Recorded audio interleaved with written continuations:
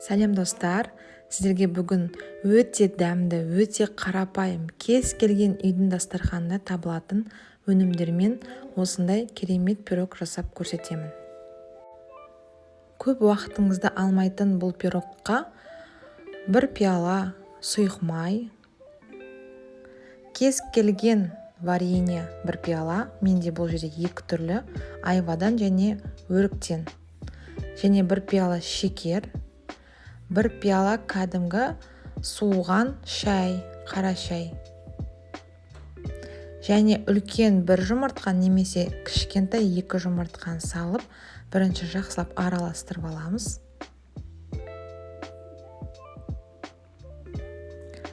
Бір чайны ложка содамызға, бір чайны ложка уксусымызды қосып, екеуін араластырып, пирогымызға саламыз.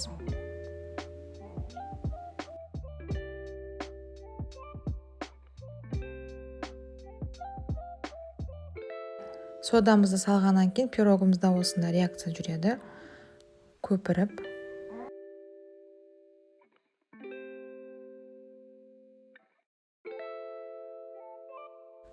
Пирогымызға 3 пиала ұн саламыз.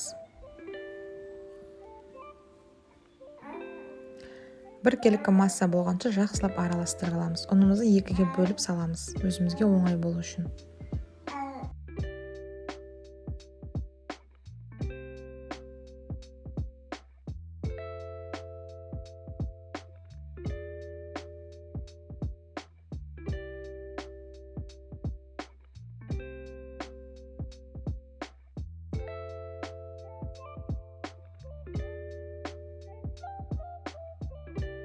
Бізде осындай масса шығады.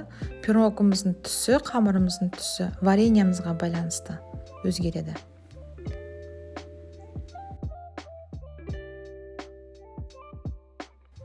Жиырма 22-23 диаметрлі формамызға саламыз қамырымызды.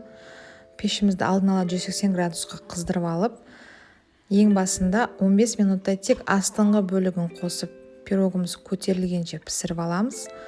Одан кейін асты үстіне қосып, пирогымыз қызарып піскенше, таяғымыз құрғақ болғанша пісіріп аламыз.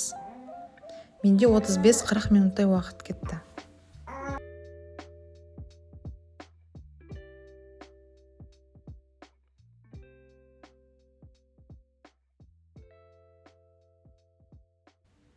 Пирогымызды салқын күйде де, ыстық күйде де ұсына берсек болады.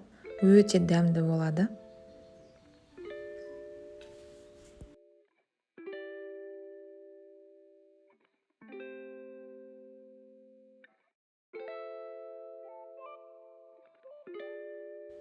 Каналыма тіркеліп, лайк басуды ұмытпаңыздар.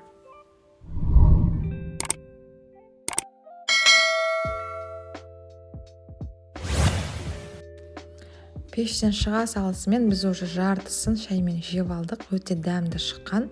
Сіздер де жасап, жақындарыңызды қуантыңыздар. Ас болсын.